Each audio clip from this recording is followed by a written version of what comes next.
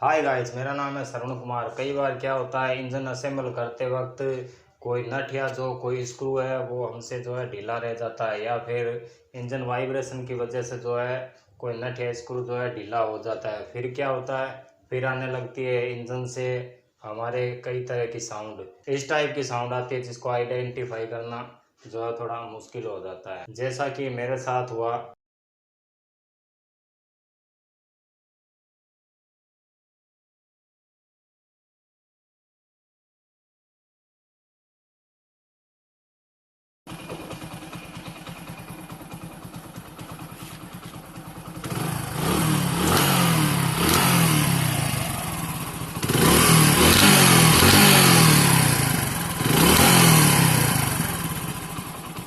तो यहाँ पर देखिए यहाँ क्या हो रहा है, जैसे ही मैं एक्सीलरेट कर रहा हूँ तो पीछे से कटड़ कटड़ इंजन से ऐसी कुछ अटकने की आवाज़ आ रही है। सो गाइज, ये जो साउंड है ये क्लच साइड से आ रही है। मैं आपको अभी खोल के बताता हूँ।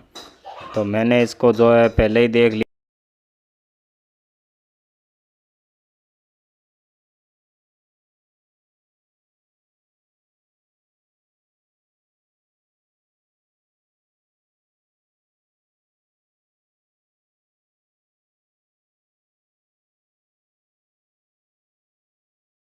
सो फ्रेंड्स, यहाँ पर देखिए क्रैंक से जो फ्लाई व्हील लगा हुआ है, जो बैलेंसर है, उसके जो चार नट है उनमें से जो है एक हमें ढीला दिखाई दे रहा है। इस इंजन को असेंबल कर रहा था तो इसके जो चारों के चारों नट मैंने जो है ढीले छोड़ दिए, क्योंकि मैं इनको कसना जो है भूल गया था। पर यहाँ पर जो एक नट है वो कुछ ज़्यादा ही खुल गया।